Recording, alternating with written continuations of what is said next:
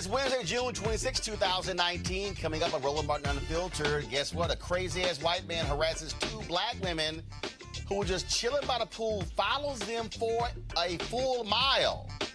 One of those sisters is here to tell her story right here on Roland Martin Unfiltered. The NBA, they will not use the word owner anymore. We'll tell you about that. But guess what? One of their owners, she says, I'm going to still use owner. Stacey Abrams tells Congress to reinstate the Voting Rights Act, a key part of the Voting Rights Act that was thrown out by the U.S. Supreme Court 7 years ago. Also, Chicago police released video of Jussie Smollett wearing a noose.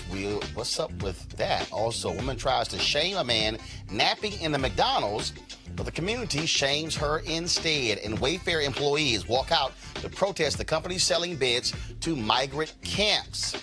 And also, CNN, guess what? They've decided to actually name two black people to senior leadership posts. Isn't it amazing that happened after NABJ called them out? Yeah, I'll tell you all about it. It's time to bring the funk on Roland Martin Unfiltered. Let's go. He's got it. Whatever the biz, he's on it. Whatever it is, he's got the scoop, the fact, the find. And when it breaks, he's right on time and it's rolling. Best believe he's knowing. Putting it down from sports to news to politics. With entertainment just for kicks, he's rolling. It's on go, roll, y'all. It's Roland Martin,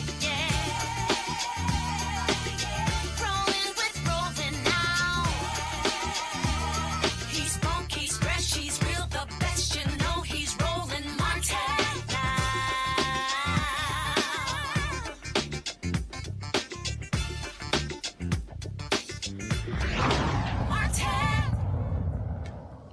All right, folks.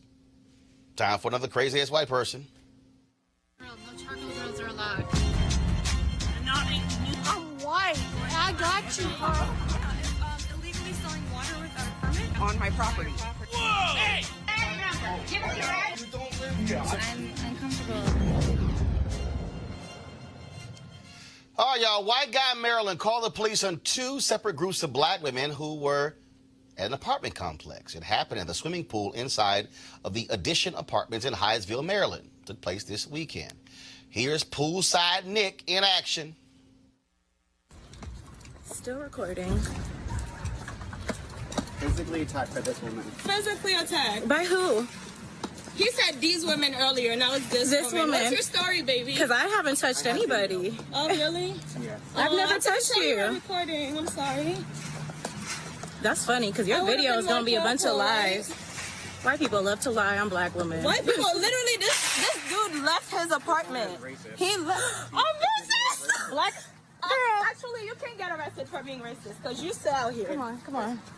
I didn't know black people can be racist. Black people cannot be racist. Y'all Okay. literally rape and steal people from land. Okay. So shut the fuck up. Still recording. I'm in my This bikini. man been following us for over a. Well, then Poolside Nick posted his own video accusing these sisters of assault. This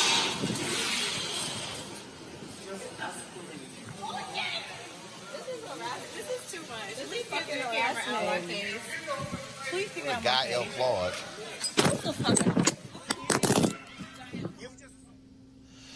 Now, here's what's crazy here. First of all, so Poolside Nick, he said that that was a rule against using glass bottles by a pool.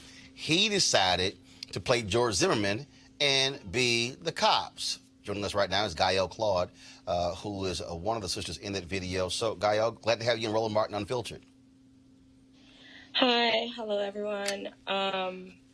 So I'm glad that you were able to make the connection with Trayvon Martin, because I feel that on the whole way, home, just thinking about what we went through. I lived in Florida for a while, for most of my life, I guess. And that's all I was thinking about. It's the fact that, I'm sorry, it's just taking a while for me to get this out, but we, as people of color, everything we do is a crime. We were at the Addition apartment to sign our lease. We spoke to a leasing agent. We got 130. We toured the place. We fell in love with it. Everything was perfectly fine. The leasing agent invited us back to, enjoy, just kind of get a feel of the complex before we actually move in, which we were actually really excited about because not many places will allow you to do that. So just as I told in my caption on Twitter, we were by the pool. We were just enjoying the weather. Before I brought out the bottle, I did ask the lifeguard if it was permissible around the pool, because I do know that certain areas will not allow you to have glassware and whatnot. And the lifeguard was perfectly fine with it. Randomly, I caught Nicholas staring down from his balcony, which at first was okay because, I mean, that's normal. That's his place of residence. I didn't find that weird. It went on for a few minutes. Then I started feeling uncomfortable. Honestly, I wasn't thinking anything. And like I said, I know a lot of people have been saying Black people can't be racist. You literally cannot oppress the oppressor. So no, Black people cannot be racist.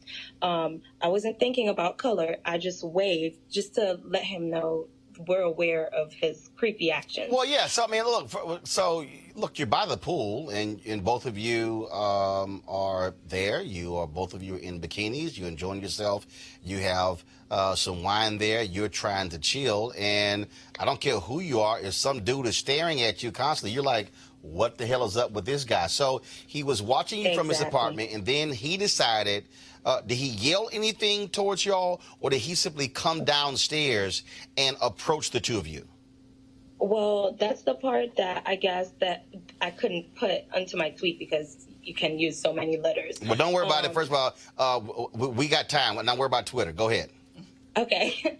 So after I waved, him and his husband, Brian Starstreet, they were both on the balcony. I saw him going inside, so I thought it was done with. Again, I wasn't thinking anything of it. Then he came back out and he was like, lifeguard, these people down here, they have glassware. They are not allowed to be on this property, blah, blah, blah. And my first thought was like, how do you know we don't live here? And there was a couple grilling. There was there was a few kids in the pool. They were Hispanic, and another group of guys. They were playing dominoes and all of that. So my whole thing was like, okay, this is getting weird. It's getting weird. It's getting unsafe. So after he shouted all that stuff, it started like being a scene, and people were coming out of their apartment. It was just honestly like starting to be embarrassing. Right. So I'm a very vocal person. So I was just like, okay, well, if you feel so strongly about it, just come grab the bottle, and that's just going to be that. He came back. He went back into his apartment. He came back out with his cell phone and started recording. That's when it got really weird. And I'm like, at any point, did management from the complex, did anybody call them? Did anybody call security? What was the lifeguard doing? No. So everybody's watching. The lifeguard actually. Go ahead. No, the lifeguard actually went and talked to him, and he was like, yeah, like that's perfectly fine. They asked me if they could have the bottle, like everything is okay. So the lifeguard tells Nick it's fine, but Nick still wants to play cop. Yeah, and then he goes back into his apartment, he grabs his phone, then he starts recording. Like, I'm going to take this to lease, they have to see this, you guys are breaking the rules, whatever. After that happened, he went back inside once again, and what did he do? Oh, he went back in. So I thought that was done for. I'm like, okay, what is he going to do? Like, report it to the lease office. They literally told us we could be here. So I wasn't thinking anything of it. Right. Randomly, a door comes open on the side of the pool. And he's like, on the YouTube clip, you could see he's like walking up to me, and I'm telling him the whole time, like, get out of my face, get out of my face, get out of my face. And he would not stop. And then that's when I, smacked the phone out of his hand. And of course, as a typical, they like to play the victim. He started saying that I assaulted him, and I mean, you can literally tell on the clip that his phone fell, and then he picked it up. So we just played that particular video there. So after that happens, y'all decide, you know what? And I was just like, this is too much. We just need to leave. So y'all decide to leave, and then so you leave the property. Then he starts following you. Yes. So we decided to leave. And then the lifeguard, there were a group of guys who were trying to get him to stop. But, I mean, I don't know what happened with that. The lifeguard was also trying to get him to stop.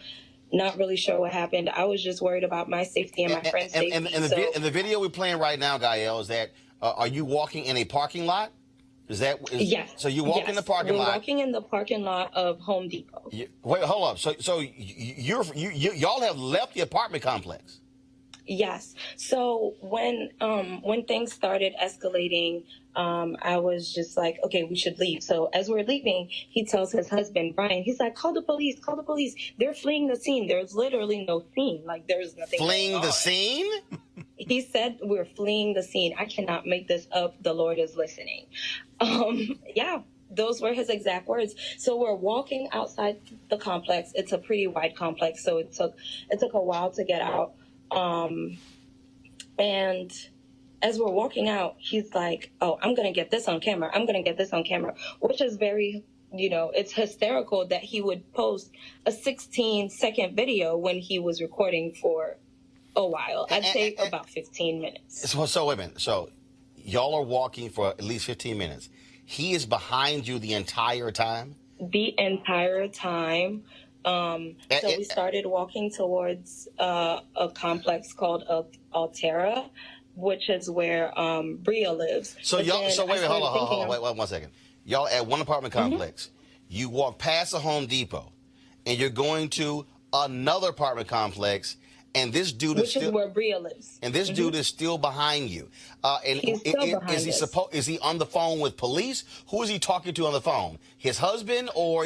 So here is what happened. As we're walking towards the apartment complex, I started thinking, I'm like, no, we can't walk home because, I mean, like, we can't do that. We didn't know what he had on him. We just didn't know. So I was just like, let's cross the street and go into the Home Depot. So we were walking into the Home Depot, and like we're crossing the street, we're into traffic, and I'm yelling to everyone. I'm like, this white man is following us, get him to stop. Like, he's been harassing us. And no one helps. No one's even looking. No one even looked twice. So I'm sorry. Like, that's really No, I understand. Take your time. I just kept thinking about the fact that this man could have had anything on him. He called the cops for no apparent reason. We weren't trespassing. There was no reason. So when we were in the Home Depot parking lot, which is where the clip was filmed, the one that I posted on my Twitter, he's, going off. He stopped recording, of course, to call the cops again to let them know, oh, these women assaulted me. He couldn't even get his story together. So I walked into the Home Depot and I'm just like, okay, like, somebody please help. Like, there has to be security in here. This man won't stop following us. And that's when they called security. But by the time security got there, the cops that he called showed up. I'm very angry about the whole cop situation because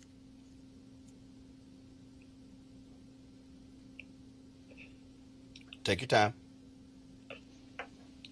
When the cop showed up, he did the whole he said, she said thing, of course. And I hate to pull like the race card, but clearly it was a race thing, because if it was a couple of Caucasian women walking and a black man was following them, no questions would have been asked. The guy would have just gotten arrested. So when the cop came, he listened to our side of the story. He listened to Nick's side of the story. He asked us, oh my God. He asked for us to exchange information because Nick claimed that he got assaulted and we claimed we were being Exchange information. This is not a car accident. Exactly. So if exactly if he said he got assaulted, I mean, the law says that you go in, file a police report saying I was assaulted. You don't exchange it. You don't exchange information. I think the cop was just playing like the whole like good cop game. He didn't want to get involved, so he asked us to exchange information, which is where Bria works as a paralegal, and I also work in a legal setting, so we know our rights. So right. We're like, there's no reason to give our information. And he asked for our ID. Why in the hell am I going to give the guy address on it, our date of birth? Right. So here's I'm just like, so here's what you need to understand. I mean, I've seen the statement from the apartment complex. We also now see the tweets from Nick, some very racist tweets that he's also sent out. What now? Anything police dealing with him? Is the apartment complex? Do they plan on doing anything to him? Do you plan on? So the funny thing is, you know, everything happens for a reason. I strongly believe that everything happens for a reason. We called the complex to tell them what happened, and originally I called on Monday first thing in the morning. I called, and they said, okay, come in whenever you can, blah blah blah, we'll talk to you. Then I received a call again, and the lady, the person that called me, she was like, well, you know, instead of coming in, why don't you write a statement and you can come in on Tuesday, at 1 p.m. So I don't know what changed, but I was like, okay, makes sense. I'll get all my proof together. In the meantime, so many people were writing me, telling me they experienced the same thing with him. So I'm like, okay, perfect. I'll use all of this evidence just to kind of one second. So after you posted this on social media, other people reached out to you and said that they have had similar experiences with him in this same apartment complex. Yes. And about 4 to 5 people within that one day. And when you now, I take it you passed it on to the apartment managers. What did they say? So, when I called exactly, the lady called me back, and when things like that happen and you receive a phone call, you're expecting things to work in your favor, especially when you know you haven't done anything wrong. The lady's first question was, how did you find out about our apartment? I'm like, I'm disgusted with them because they're worried about their publicity. Why do you care about where I found out about the apartment when in reality, this could have turned into a homicide? I mean, how many times do black people, they're just minding their black business and a white person says something and the next thing you know, there's a black person on the pavement dead. So I'm like, well, maybe you would have liked the publicity if I were just dead on your pavement. Like, I mean, seriously. So, they said that they've been working with them. I've been talked to them a few times today. Right. They're, according to this is what they're saying. I don't trust these people, but they said that they've been trying to get him out of the complex. But according to the law, there are a few things that they need to do. They're expecting to have him. I'm trying to understand. Hold up. If somebody's in the apartment complex harassing other people, I don't think it's too hard to try to get somebody out, especially if they're doing the harassing. Final question for you. Did they even call in the lifeguard to say you were there? Can you tell us what happened? I actually don't know what happened to the lifeguard, but I must say that yesterday when I went to talk to them in person, the leasing agent denied us being there. She said she doesn't even know how we got to the pool, when in reality, she gave us they have like a card that's like their key. She gave us the key to get there. Whoa, wait. I'm sorry. Mm-hmm. The leasing agent. Who invited us back. Who invited you back, who gave you a card key to access the pool, then denied she even knew y'all existed? Yes, she did. And you know what? I said, I'm not even going to argue this. Wow. This apartment is only a year old, so I know you guys have cameras everywhere. Just watch your footage. She gave us a tour. We toured room 160 at 1:30 on Sunday. So I'm just, that part, I was not even arguing it because I'm like, you have it on footage. Have you reached out to the owner of this apartment complex, the company that owns it? I did. I spoke to him today. And what did he say? It sounds like he's been doing his best to get Nicholas along with Brian evicted. No. Hold on. I got that. I understand that. What the hell is he gonna do about this leasing agent? Oh, so that part, he said that he's been dealing with them and talking to them. There was no real information that was disclosed in regards to that. But I did tell him that his his check your cameras. Exactly. His property manager with the assistant, they have called me and Bria to still ask us if we're moving in. And it's whoa. Time out. The leasing agent said y'all didn't even know y'all existed.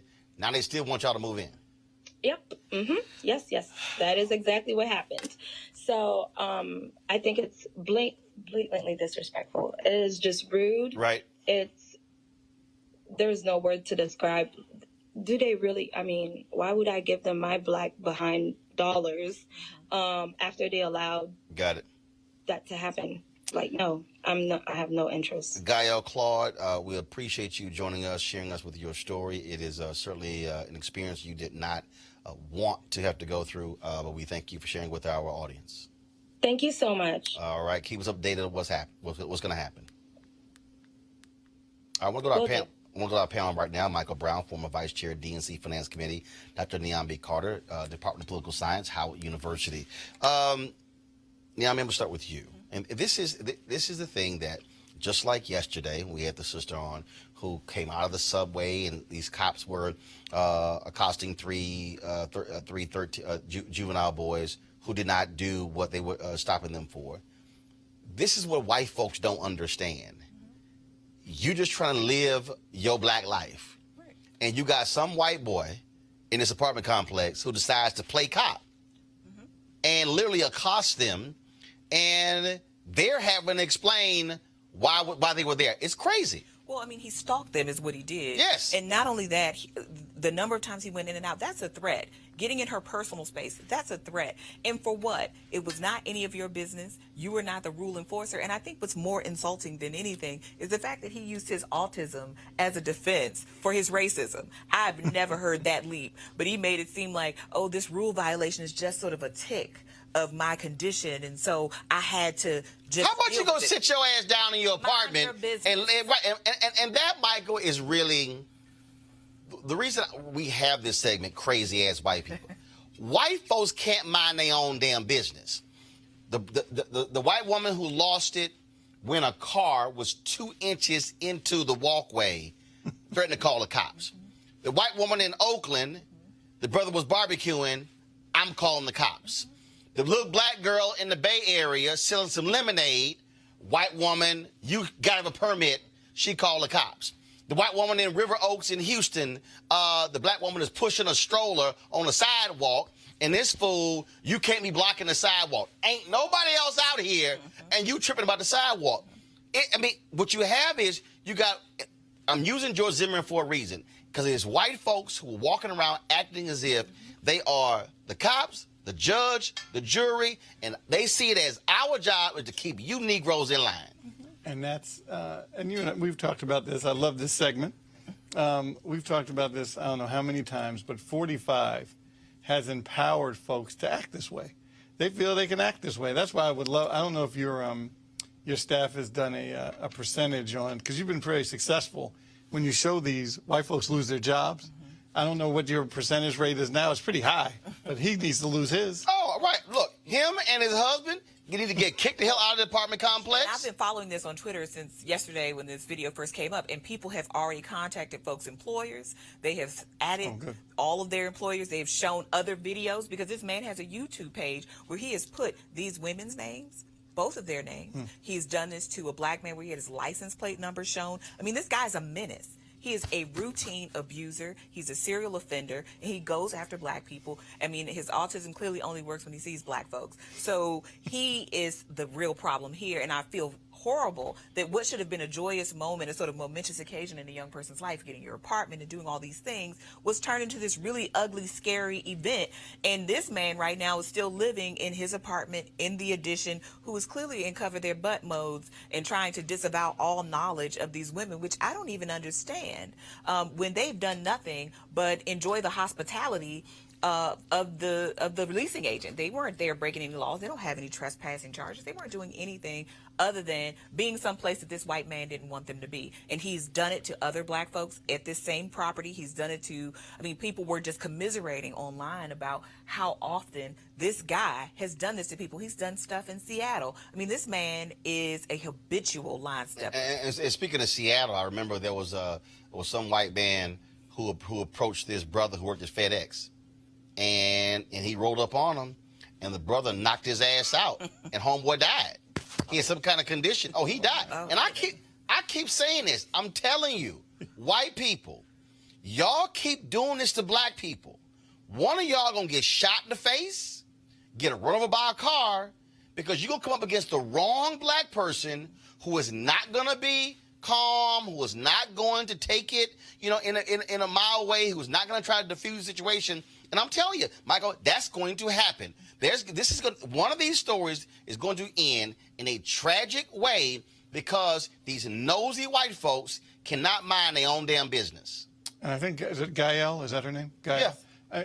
The point she made was excellent. She said, can you imagine, switch everything around. Two white women walking down the street with a brother with a camera. Absolutely. We all know what would have happened. Ain't no way in hell. And they were asking for assistance along the way, along this mile. And I know exactly where they are. It's a well-traveled place. It's the middle of the day. There are people around, and they are asking for help along the way. And no one even intervened and said, hey, can we call the police on your behalf because you're being harassed? But here's the thing. And again, this is the thing that we dealt with yesterday, the sister who was on. Mm-hmm. First of all, the brother who intervened with those juvenile boys spent 2 days in jail. Yep. She said, I feared for my life that also I might go to jail, I might lose my job, all sort of stuff. And so again, what happens is psychologically for us is, now if I intervene, all of a sudden my whole life can now get turned over. Or depending on what happened with these cops, hell, I might end up getting shot. That's right. And that's also that trauma that we also, I think, have to deal with. And so people, and this is what I think what white folks don't understand, what it means to be black. What it means, even if you are an African American with means, when you're being stopped by cops and being asked, is this your Rolls Royce? Is this your Mercedes? Is this your Lexus? As if we can't own those things. This is the reality about being black in America that they have no idea about. And so this was just two sisters trying to buy a pool. Well, this is how whiteness gets weaponized, right? I mean, these people this man was using the police as his own personal bouncer. Precisely. Right? Move these black people out of my way. I don't want to see them. Or the case in Chicago, where the white boy at Walgreens calls his friend, a former security guard, and he literally comes there, shoots and kills this sister. Yep. Sure did. She's dead, and again, because they accuse her of shoplifting. Right, and this is not your job, right? This is not what you do. And even if it was shoplifting, you mean to tell me this corporation can't recover whatever small item she took, and that's not an executable offense. Not a proportional response. Right, precisely. Not. But she's black, right? And so, of course, black women are beyond being damsels, right? We never need protection. We never need saving. We never need assistance. And this is the kind of thing that Gael and her friend Bria unfortunately had to experience. And I am thankful these young women are alive, intact, not in jail, not in the ground right now, because that could have very well happened. To hear about that, expose everything that fool has said. Oh, yeah. Everything. I hope he loses everything he has. All right, so we'll go to our next story, folks. Well, the NBA, probably the most progressive of all sports leagues out there, they have decided that they're no longer going to use the term owner. Some people say that's an issue because you have largely African Americans on the court, and it brings up slave connotations. So the question is, does that make sense? And again, NBA is 75% black. And they're saying owner doesn't sit too well. The NBA commissioner, Adam Silver, had this to say about this issue. I got to ask you. So the 76ers owner moved away from the term owner and now goes managing partner, right? Do you see that happening more in the NBA? Do you like the idea that moving away from that term owner? I do. I don't want to overreact to the term because, as I said earlier, people end up twisting themselves into knots, avoiding the use of the word owner. But we moved away from that term years ago with the league. We call our team owners the governor of the team and alternate governors. But so I think it makes sense. As I said, I don't want to overreact, and you'll find the word throughout memos over the past decade in the NBA, but I'm sensitive to it, and I think to the extent teams are moving away from the term, we'll stick with using governor. Now, the owner of the New Orleans Pelicans, who also owns the New Orleans Saints, she has said she's going to stick calling herself an owner. Well, let's see what Zion Williamson has to say about that. Joining us right now is Raina Kelly. She's the managing editor for The Undefeated. Raina, just your thoughts on this issue here. Adam Silver clearly listens to his black ball players and their thoughts on this issue. He does, and that's important because from a point of racial trauma, and we're all dealing with the racial trauma of We Were Five, of Central Park Five, owner has a meaning that is very important and not good for black people and for black players. Nobody wants to be owned. Obviously, that's a sensitivity. And I think Adam made exactly the right move. And what we also are dealing with, again, is a change in phraseology and also this reaction. Let's also remember, this is also the NBA, where you had Donald Sterling, who Adam Silver kicked out of the NBA because he truly ran the Clippers like a plantation. I agree with you. Here's what I think is the issue is, and I think this transcends basketball and goes to all sports, where you own a team. You own a team, which means you own certain trademark rights, you own certain rights to have you do not own players. And while it is fine for certain individuals to mix that up from a verbal point of view, for many African Americans, virtually all the ones I know, including myself, the idea of being owned is not something that is comfortable for us. You know that. Oh, absolutely. And I think what you also, you also are seeing that by doing this, it also causes the folks who actually run these teams to not see themselves as essentially, you're my property. I think back when LeBron James left the Cleveland Cavaliers and Dan Gilbert pretty much had this reaction of like, how dare you leave when he had the damn right to leave. Well, I mean, that's a fascinating concept, right? And that goes beyond words. I know it's very common in our self-care, namaste kind of world to say, change a word, change a thought. It's not as simple as all of that. So you can take the word owner out of everybody's vocabulary. However, the idea that you own not just a team, but everybody who plays for it and thus their destinies is going to remain whatever word you use. What needs to be different is the idea that an individual player, just like an individual employee of any company anywhere, can go and do what they choose. You're not owned by anybody. All right, Raina Kelly with The Undefeated. I appreciate it. Thanks a lot. Thank you. What do y'all think about this? I actually don't. I mean, I agree with her in the sense that unless we change the way that people see these players and are not trying to interfere with their individual agency and their own conscience and in their ability to speak their political conscience, then it's important. But if you still treat people like you own them, changing the name from owner to governor won't really have much effect. And you know, I'm sort of, you know, not impressed by the decline in the use of the term in the NBA. I probably agree with the doctor on that. You know, first of all, the players are under contract. They're not owned anyway. But you do have to respect and understand the difference in cultures in each league. Mm-hmm. The NFL ownership would never change their name. Right. Oh, hell no. They would never do it.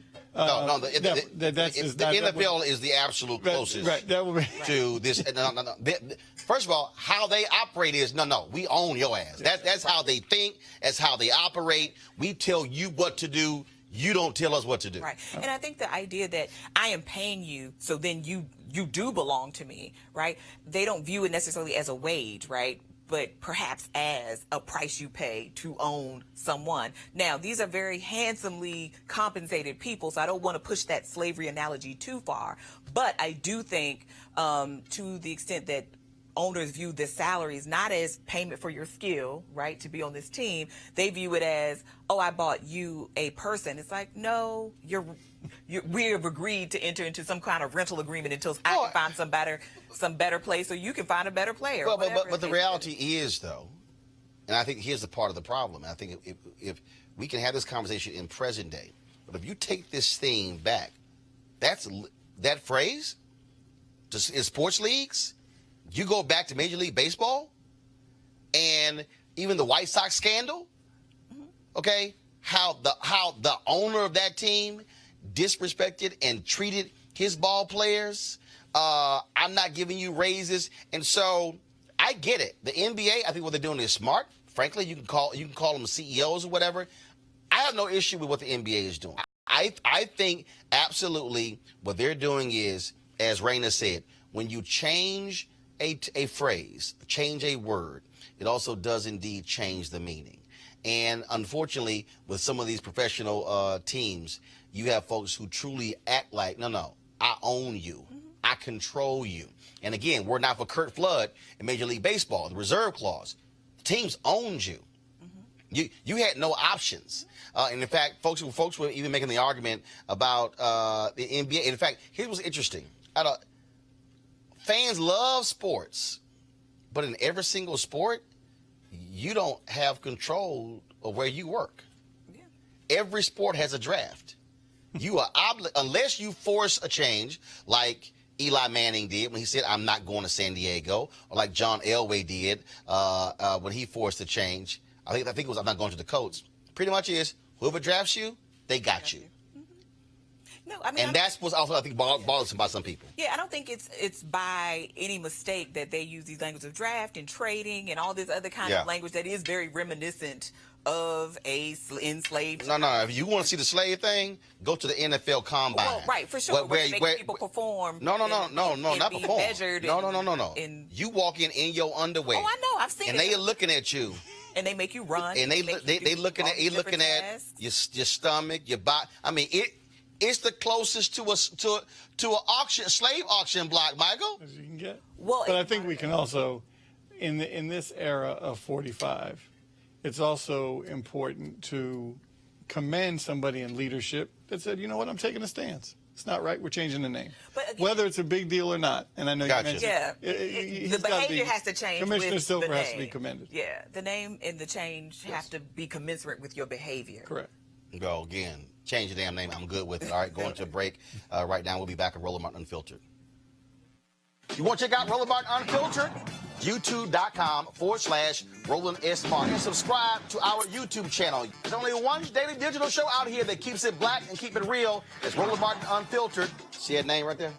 Roland Martin Unfiltered. Like, share, and subscribe to our YouTube channel. That's YouTube.com/Roland S. Martin. And don't forget to turn on your notifications so when we go live, you'll know it. Hey, fam, I want you to like, share, and subscribe to our YouTube channel, youtube.com/Roland S. Martin. And don't forget to turn on your notifications. All right, folks, they're back. MarijuanaStock.org has another great investment opportunity. If you were lucky enough to invest in the last crowdfunding campaign, you know they raised a bunch of money in just a few months investing in legal marijuana farms. Those initial investors now own shares of a publicly traded company. They are certainly on fire. Now they have a new investment opportunity that is as good, if not even better, than the last. I'm talking about industrial hemp CBD. For those who don't know, the hemp plant is the cousin to marijuana with a much higher concentration of CBD. which means hemp CBD gives you all the medical benefits of marijuana without getting you high. Until recently, hemp farming was practically illegal in the U.S.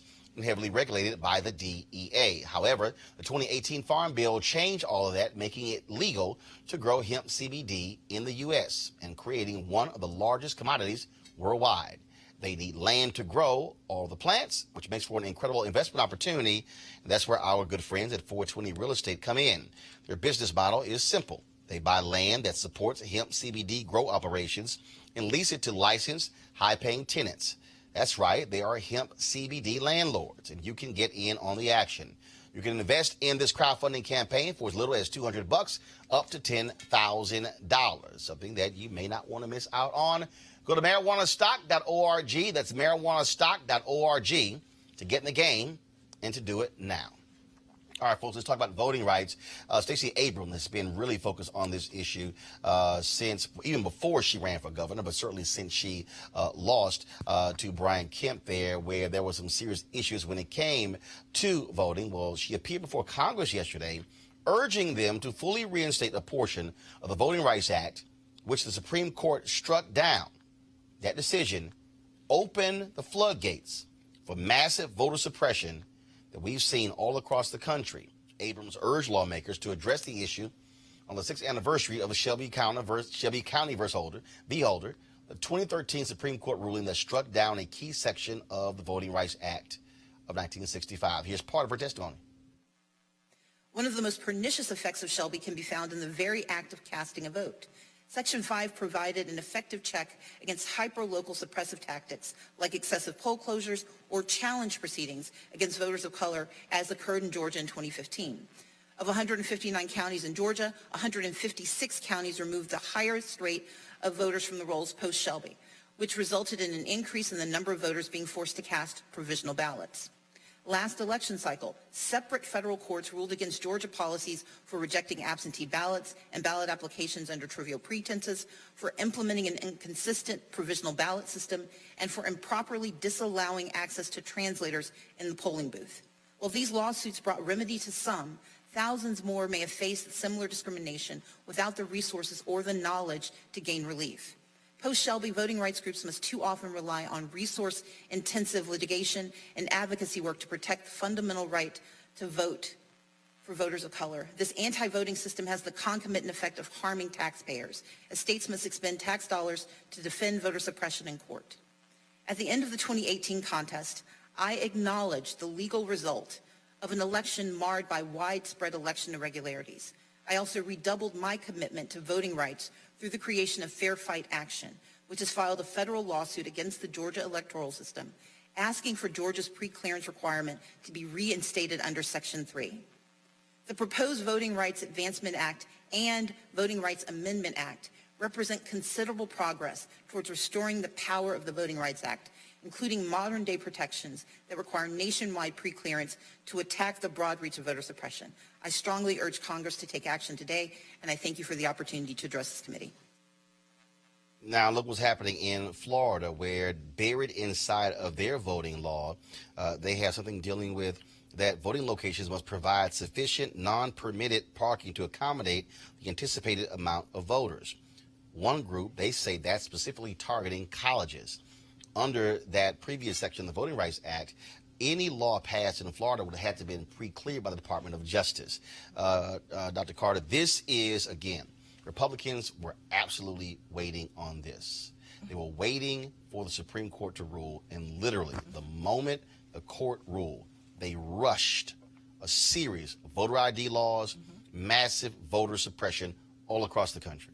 Absolutely. I mean, this was their opening. And the thing about the Supreme Court provision is it doesn't tell Congress that they can't come up with a new formula. Congress has just decided that they're not going to, effectively gutting the Voting Rights Act and allowing all of these shenanigans to go on in North Carolina and Michigan, Wisconsin, Ohio, you name it. Every place had some form of voter ID to attack, you know, allegedly voter fraud, which doesn't really exist, doesn't really occur. But surprise, surprise, most of the people they go after and most of the people that are harmed are black and brown communities, poor communities. So you had ramped up efforts at voter ID. You had exact match in Georgia, which was catastrophic for black voters in that state. I mean, something as small as a hyphen could have your whole voter registration invalidated in that state. And it is no wonder why that election was stolen from Stacey Abrams. But this kind of stuff is happening all over. And we know that Republicans thought about this, and they thought long and hard about all the ways in which they could suppress black voters. And Michael, it was not just black folks. It was a white guy who sued in Ohio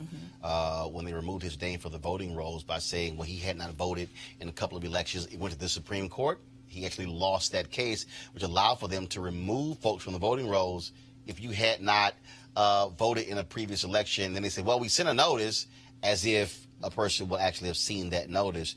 And you have Democrats who are trying to wake up on this on the state level. And that's the real issue. What Democrats have done is I believe, the mistake they've made, they've solely focused on the federal level. Now, after the 2012 midterm elections, when they got 2010 midterm elections, when they got thumped, then all of a sudden they realized, oh, hell, we got to get serious. It's on the state level. In Ohio, Alicia Reese has been trying to get this ballot initiative put on the ballot that would guarantee the right to vote, that would basically end this crap every single year where you're having to file suits. And what's interesting is progressive groups, Democrats, won't fund the damn initiative. Well, first of all, Stacey Abrams is an extremely impressive person. I mean, she's just fabulous. I love the work she's doing. But we've had an opportunity for some odd reason, and we know the reason, but, the Voting Rights Act should be permanent. This is not something that should come up every First, decade. Shouldn't even be a damn need for a specific act. Of course not. It's ridiculous. I mean, that's first. But we've had two opportunities over the last 25 years. In Clinton's first term, you had the House and the Senate. Obama's first term had the House and the Senate. So we've had opportunities to try to make it permanent, but of course it wasn't a priority, and we'll get to it. And then, of course, you lose the midterms, and then you can't get to it. And then you have Red Map, right, where Republicans were paying attention. And for relatively little money, they flipped state legislatures across this country to make these really horrific changes, right? And because elections are really ran by states and not the federal government, that's where you really need to really have this momentum happening. But the other thing is, I also keep telling civil rights groups, I said this, I moderated a panel that was 2 years ago, Congressional Black Caucus, and so it was Leadership Conference for Civil and Human Rights. It was Cheryl Eiffel, NAACP, LDF, the California Secretary of State. It was NAACP, all different groups up there. Leon Russell for the NAACP. I said, y'all got to start communicating this to white folks. This bill is specifically intended to ensure young white voters on college campuses don't vote. In 2012, there was a white clerk in Wisconsin who said she moved an early voting location off of a college campus because too many of them were voting Democrat. and they other places, they actually Ohio, when they struck it, and what they started doing was they started limiting. Okay, well, only one location. Yeah. Then they would choose a place that was far out with a small parking lot. Then, of course, we saw in Wisconsin. The voter ID law, which did get approved by the Obama Department of Justice, but then even though it got approved, Scott Walker's office dragged their feet. Federal judge called me and say, "Why in the hell are y'all so slow to even issue the licenses?" What I keep trying to tell the civil rights groups is, y'all got to start saying to white folks, this ain't just about us. They don't want, if you young and white, they don't want you voting. If you are older and white, and you are center left, they don't want you voting. And I'm like, you have to do that as well so they can wake the hell up and say, damn, it's not just about us. Because in Maine, Republicans, again, how dastardly they are, they got rid of same-day voter registration. Nobody asked for it. The voters came back 2 years later, put it back on the ballot, and it passed by almost 70%. They said, look, we ain't tell y'all to do this here. Right. But, I mean, you saw this in North Carolina with students at Appalachian State, right? A largely predominantly white institution where the students realized this when they were trying to get someone out that was too progressive in that district in Asheville. But I think, when you see this kind of stuff, and Rep. Sewell has been pushing this with the Voter Rights, Voter Rights Advancement Act, right? That we can replace this, right? We can have a formula. We can come up with one. We can use a really common sense one. Don't try to take people voting rights away, and you won't be a covered jurisdiction. And that's largely sort of what this formula was. I mean, it had more numbers to it, but that's essentially what it was. And it wasn't just states in the Deep South. It was places in the West, because we had things happening with Native American voting rights. We have stuff happening with Latino voting rights. It's about, all of these kinds of people who are having their lives affected by these really terrible decisions. All right, folks, in Chicago, police released hundreds of files and nearly 70 hours of video footage on Monday from the investigation into Jussie Smollett's claim back in January that he was attacked by two men. In one of the videos, police body cam footage shows Smollett with his face blurred, wearing a white rope that he told detectives his attackers looped around his neck.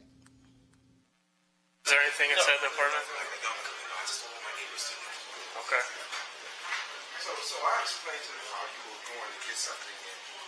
And the reason I'm calling because...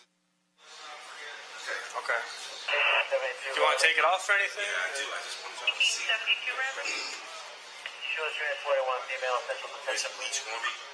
Bleach on me. Okay. 1872 Reverend. You're filming us, right? Yeah, this is all being audibly and vision recorded. It's in this house. They're filming you. Like audio that I guess when they didn't know they were walking into the house. Okay, so can we turn it off? Yeah, you're giving us permission to shut it off. All right, folks, and also just another reason for us to pretty much say the hell with Fayetteville. Check this out. This is crazy. White woman in McDonald's decides to post a photo of a black man who's homeless sleeping on the bench. This is what she tweeted. There's another reason for me to leave Fayetteville. I was at the McDonald's in the middle of town, and I saw this guy sleeping in the booth. I go and tell an employee that someone is asleep in their booth, and her response was, "Oh, yeah, we know, it's okay." And I said, "Not really, but whatever." Well, guess what? Folks in that town came to this brother's aid. Now he's no longer homeless. See, white folks gonna learn to stop posting. See, remember the woman here in D.C.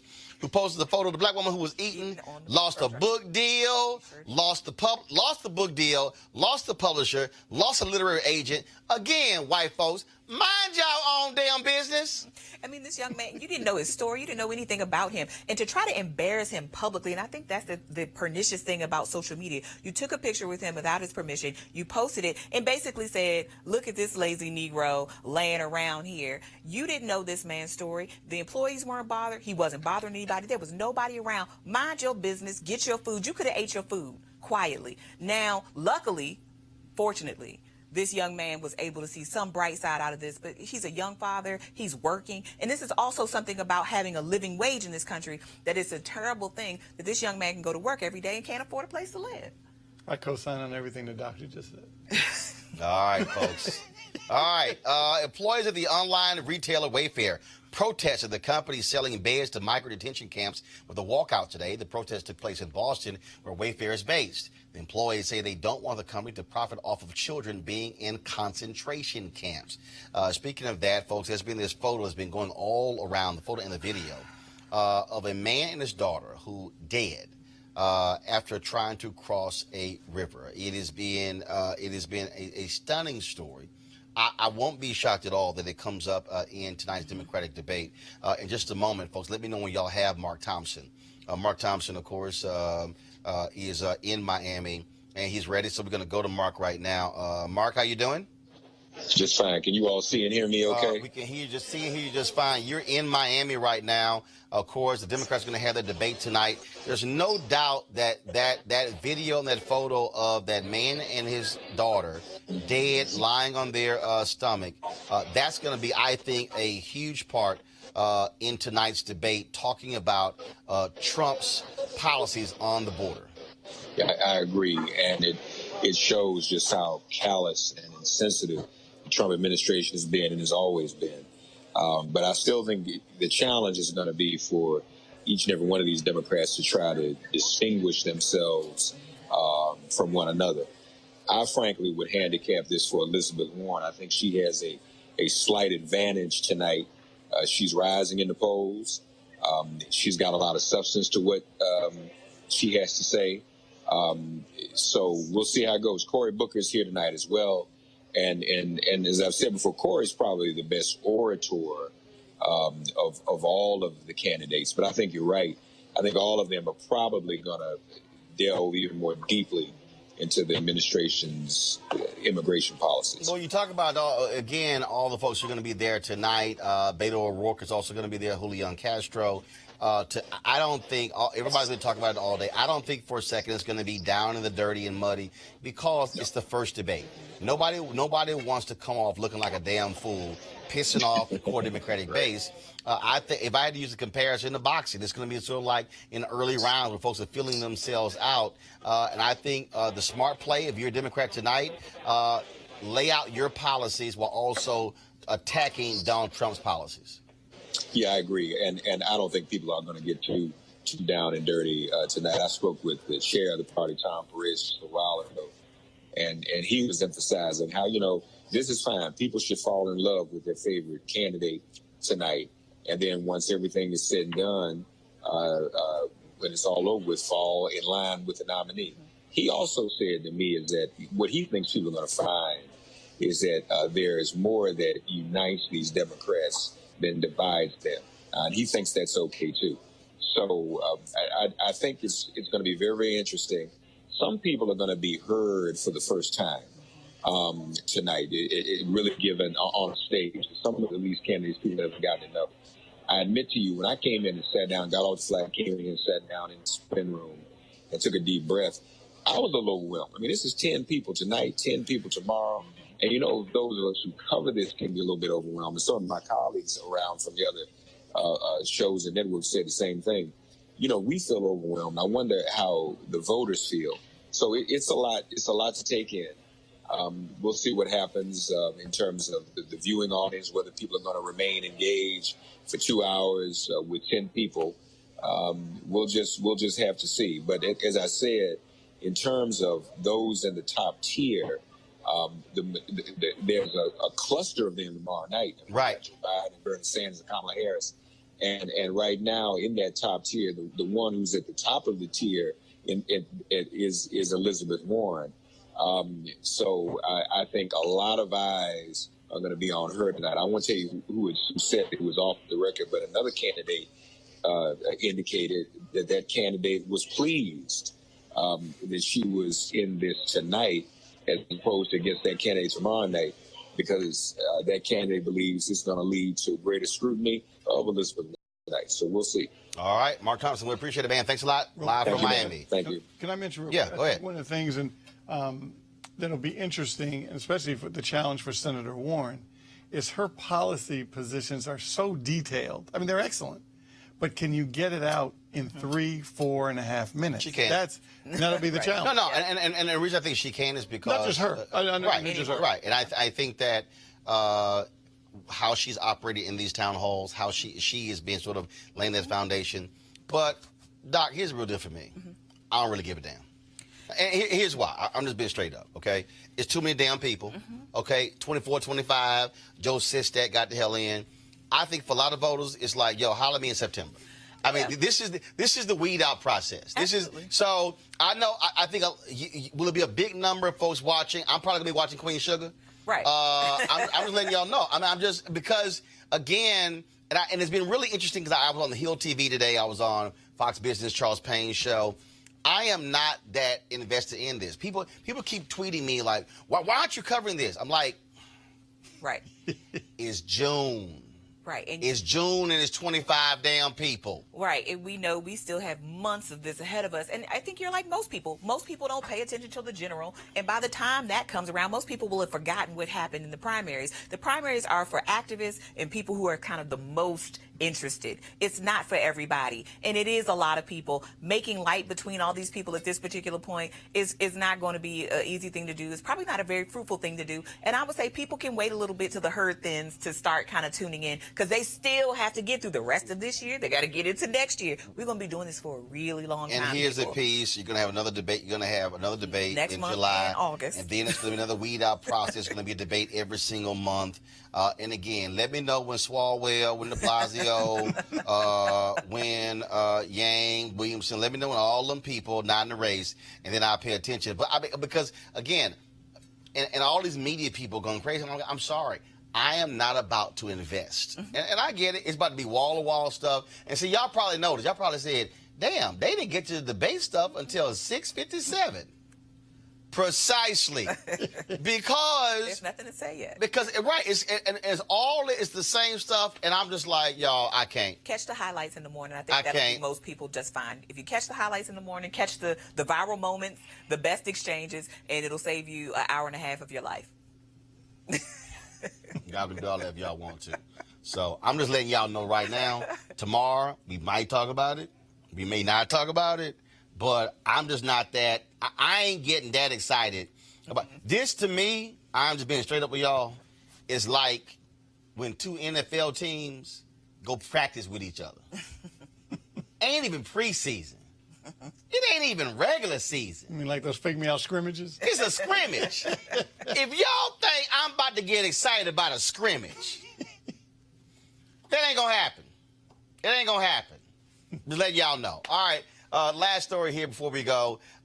Responding to pressure from National Association of Black Journalists, CNN announced 2 hires in the last couple of weeks of folks in senior positions. This week, Marcus Mabry will be promoted to Vice President of Global Programming for CNN Digital Worldwide. Last week, Janita Dew was promoted to Senior Vice President and Chief Diversity and Inclusion Officer of Warner Media Sports and News Division. Now, why is this important? Because for the last 3 months, NABJ has been kicking Jeff Zucker's ass at CNN as to how you have no black executive producers, no black vice presidents, no black senior vice presidents, no black executive vice presidents, and no black direct reports. Now, in their announcement last week, they said Janita Dew, who is a great sister, Noah Well, who's an attorney. Her mom was a prominent civil rights activist.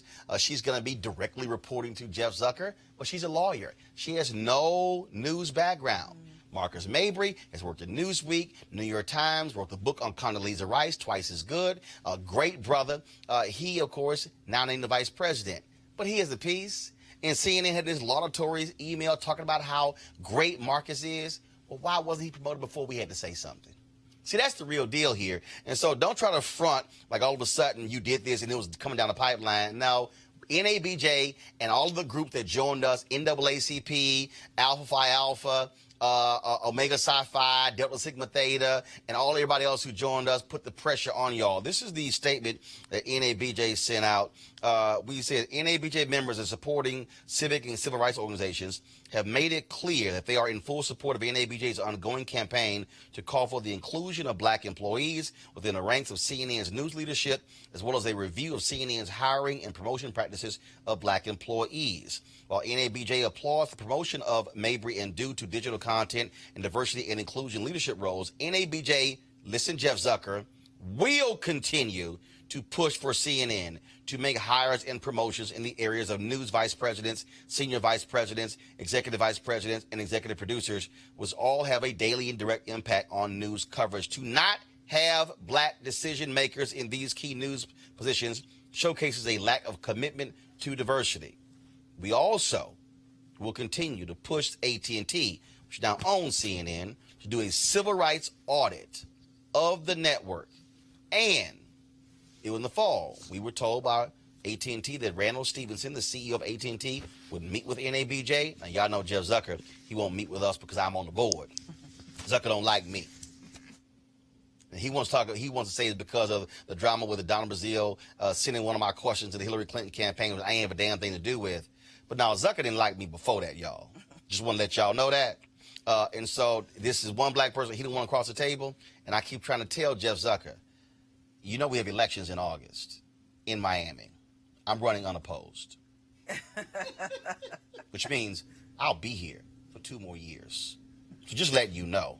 So if you actually think that we're backing down from all this, Jeff Zucker, we're not.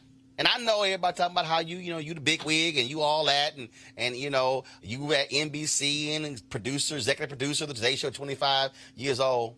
Don't matter. Don't think we're going to sit here and be silent.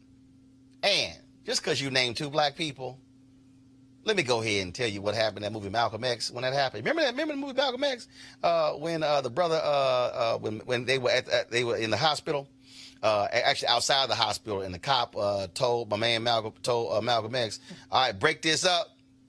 You got what you wanted? He said, no, I'm not satisfied. Jeff, don't think I'm satisfied. And NABJ is satisfied with 2 black people. No, we're not satisfied. Because you know what? You got more black people than other networks. And for all y'all out there who also been commenting on my Instagram page and Twitter page saying, why y'all big and white folks? Why can't we create our own? Well, the reality is we have created our own. I created this show. There are other black newspapers and websites. There are black cable networks. But the reality is we deserve to be at every table. The black table and the white table. And what we're not going to do is to be silent and say nothing. Because for me on this show, we're going to advocate for black folks to be in law firms, to be in hospitals, to be CEOs of Fortune 500 companies. Let me also be clear to the Democrats as well. Y'all better have a real budget to spend on black media. Don't pimp us like you normally do.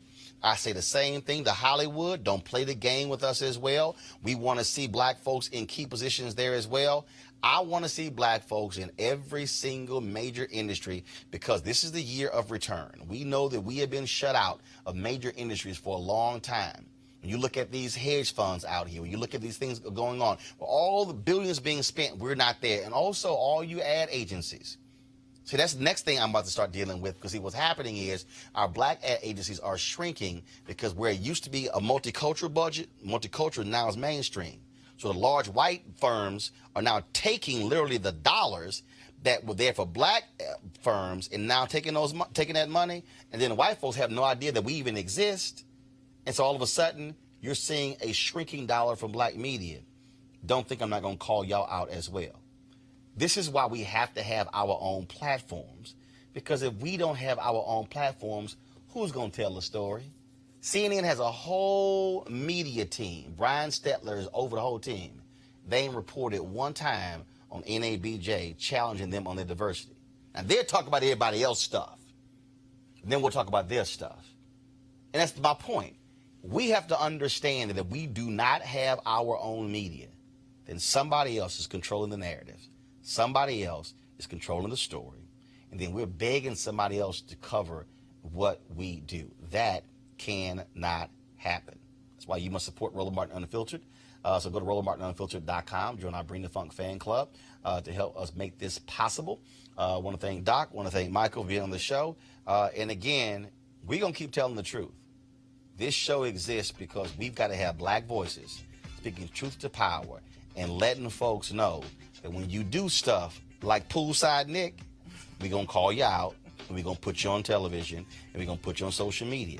When you're these companies and you're ignoring us and treating us bad, we are going to call you out. Y'all know my journalistic motto is real simple. If you do good, I'm going to talk about you. If you do bad, I'm going to talk about you.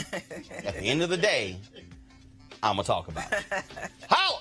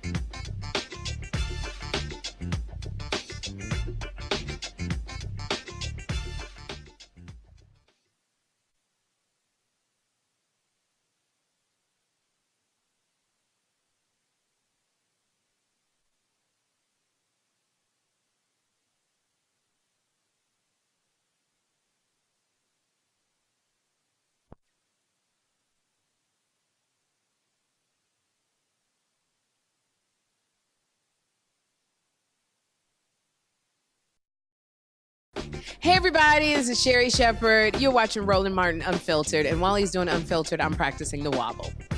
Yes, I am. Because Roland Martin's the one, he will do it backwards, he will do it on the side. He messes everybody up when he gets into the wobble, because he doesn't know how to do it, so he does it backwards. And it messes me up every single time. So I'm working on it. I got it. You got Roland Martin. Hi, my name is LaToya Luckett, and you're watching Roland Martin Unfiltered.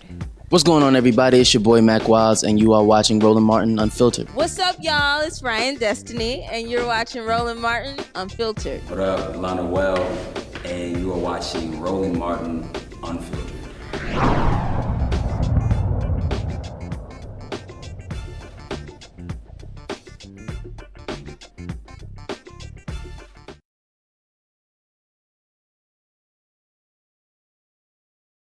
Hey fam, want to check out Roland Martin Unfiltered, the blackest show on all of digital, cable, and broadcast. Check out our audio podcast. There's only one daily digital show out here that keeps it black and keep it real. It's Roland Martin Unfiltered. Press play. You want to check out Roland Martin Unfiltered? YouTube.com/Roland S. Martin. And subscribe to our YouTube channel. There's only one daily digital show out here that keeps it black and keep it real. It's Roland Martin Unfiltered. See that name right there? Roland Martin Unfiltered. Like, share, and subscribe to our YouTube channel. That's YouTube.com/Roland S. Martin. And don't forget to turn on your notifications so when we go live, you'll know it. You want to support Roland Martin Unfiltered?